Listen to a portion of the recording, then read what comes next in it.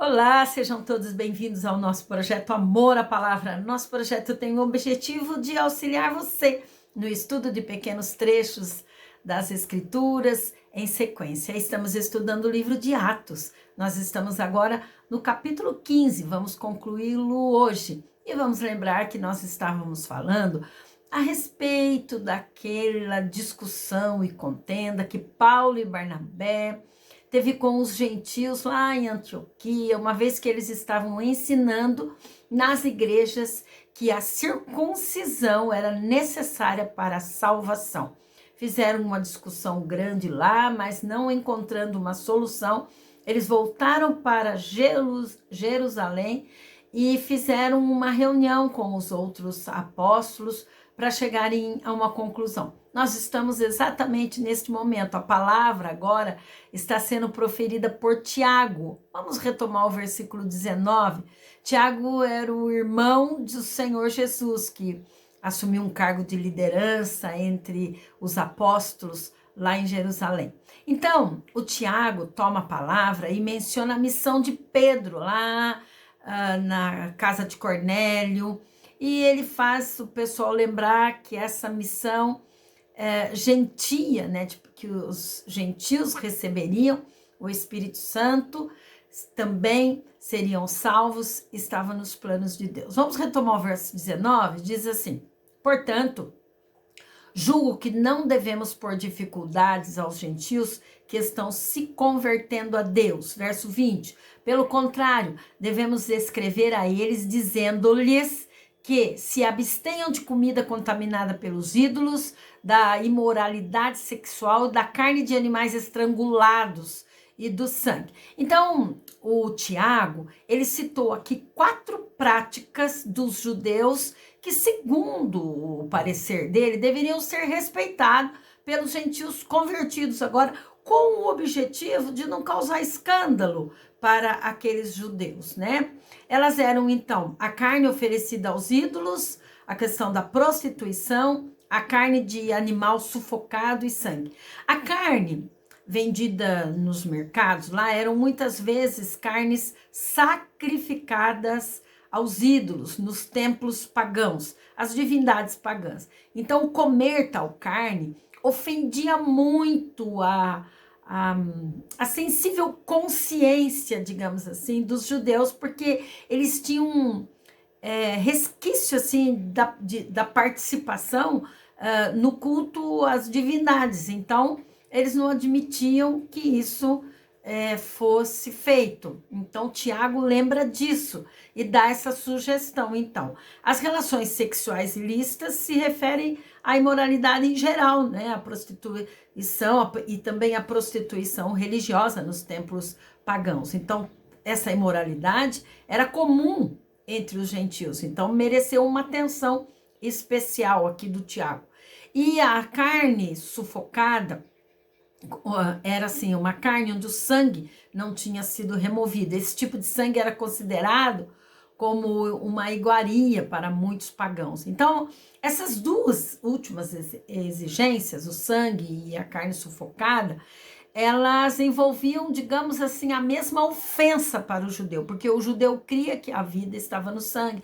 Lá em Levítico 17, no versículo 11, vocês podem ver isso. Então, eles consideravam muito ofensivo o comer qualquer tipo de sangue. Então, essas ideias de Tiago, né, foi divulgado entre as igrejas gentias. Eles estipularam, né, não como um meio de salvação, de jeito nenhum, mas como uma base de comunhão. Então, essas regras ajudariam muito na convivência, no companheirismo. Imaginem vocês, um judeu e um gentio comendo junto.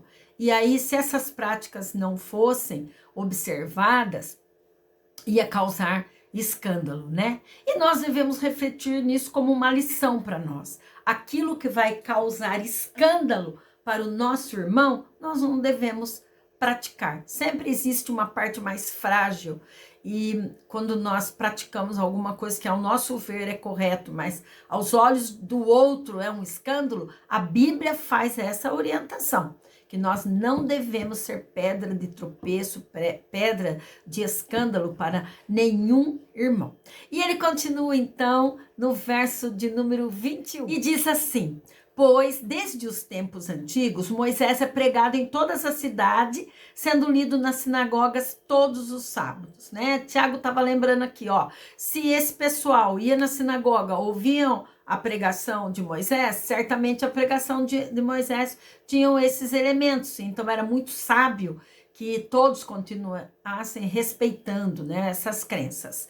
Verso 22, então os apóstolos e os presbíteros com toda a igreja decidiram escolher alguns dentre eles e enviá-los a Antioquia com Paulo e Barnabé. Escolheram então Judas, chamado Barsabás, e Silas, que eram dois líderes entre os irmãos lá. Com eles enviaram a seguinte carta. Então agora eles elaboraram um documento para ser enviado através desses irmãos para serem lido, né? Para que esse documento fosse lido lá.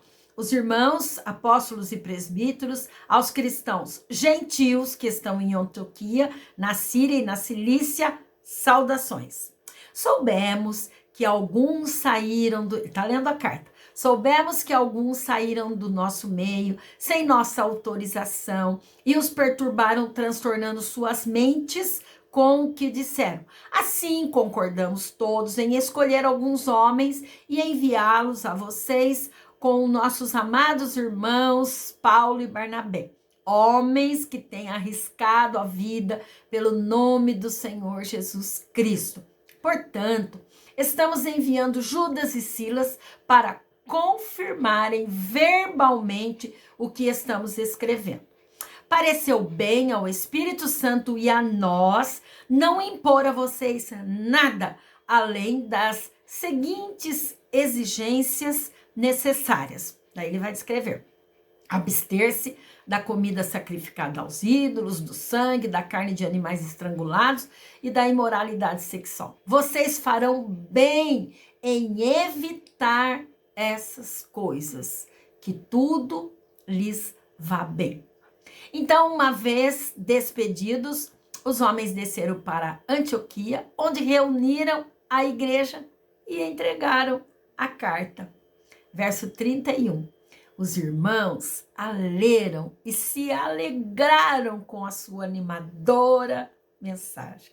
Então, veja, problema resolvido, tudo certo. Até aqui, tudo bem. Receberam essa instrução com alegria no coração, livres daquelas exigências desnecessárias. A salvação pela graça e pela fé agora encheu o coraçãozinho deles, né? De alegria no Espírito Santo. O verso 32 diz assim, ó: Judas e Silas, que eram profetas, encorajaram e fortaleceram os irmãos com muitas palavras. Imagina o sermão, que coisa linda, a mensagem dada por esses homens. Verso 33. Tendo passado algum tempo ali, foram despedidos pelos irmãos com a bênção da paz para voltarem aos que tinham enviado. Ficaram ali e daí tiveram que retornar. Mas o verso 34 diz que Silas decidiu ficar ali, não quis voltar. Mas Paulo e Barnabé permaneceram em Antioquia, onde com muitos outros ensinavam e pregavam a palavra do Senhor. Pregadores incansáveis do Evangelho do Senhor Jesus. Homens que queriam instruir aquele povo a andar na verdade. Mas o verso 36 diz: algum tempo depois, então ficaram ali um período, mas passado um tempo, o Paulo procurou o Barnabé e disse: voltemos para visitar os irmãos em todas as cidades onde pregamos a palavra do Senhor, para ver como eles estão indo. Era costume voltar nas igrejas para fortalecer aqueles irmãos, para instruí-los ainda mais. O Barnabé queria levar João, também chamado Marcos, mas Paulo não achava prudente levá-lo, pois ele abandonou-os na Panfilha, não permanecendo com eles no trabalho. Lembra que nós falamos anteriormente a respeito que João Marcos deixou a turma lá, deixou Paulo e Barnabé e voltou para a sua cidade. Então, por conta que Barnabé queria levar João Marcos, mas o Paulo não queria, porque anteriormente ele já os haviam abandonado. O verso 39 diz que eles tiveram um desentendimento, e não foi um desentendimento pequeno, foi tão sério que tiveram que se separar. Então, duas missões agora. Paulo, né, se juntou a Silas, e Barnabé se juntou a João Marcos, né? Barnabé foi para João Marcos, para Chipre, navegou para Chipre, mas eles tiveram caminhos diferentes, então, né? Mas Paulo escolheu Silas e partiu, encomendados pelos irmãos à graça do Senhor.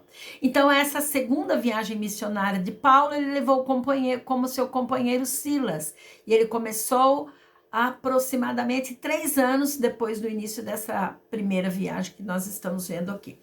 Então, os dois visitaram a maioria das cidades que eles tinham deixado na primeira viagem que eles já haviam visitaram novamente as igrejas que fundaram, além de outras. E essa segunda viagem, ela foi muito importante porque ela preparou o alicerce da igreja na Grécia. O verso 40 diz assim: passou então pela Síria, pela Cilícia, fortalecendo as igrejas. E assim nós terminamos esse texto.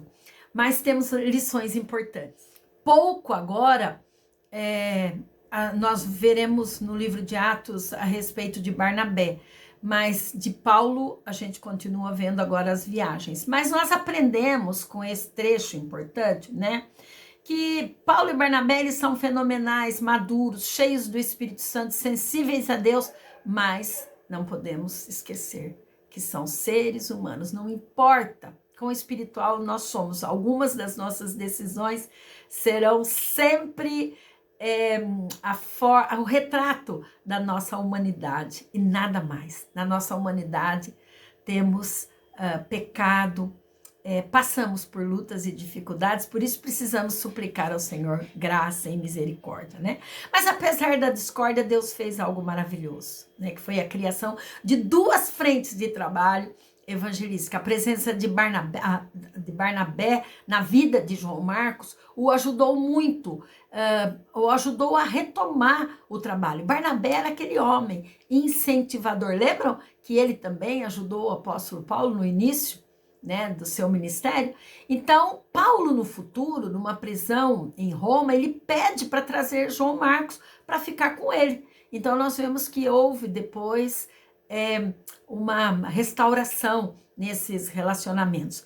E nós aprendemos muito aqui no capítulo 15. Nada precisa ser acrescentado ao Evangelho da Graça. A salvação é através da obra de Jesus. Muitos hoje até tentam acrescentar regras complementares para a salvação, mas olha, fique esperto, não se deixe enganar. Nada precisa ser acrescentado ao Evangelho da Graça. Aprendemos que as desavenças mostram nossa humanidade caída, né? Mas quando estamos nas mãos de Deus, Ele usa até lutas e usa dificuldades a nosso favor. Medite nesse texto. Ele tem lições lindas e preciosas. Bora lá! Estaremos agora no nosso próximo encontro no capítulo 16. Deus abençoe ricamente sua vida preciosa.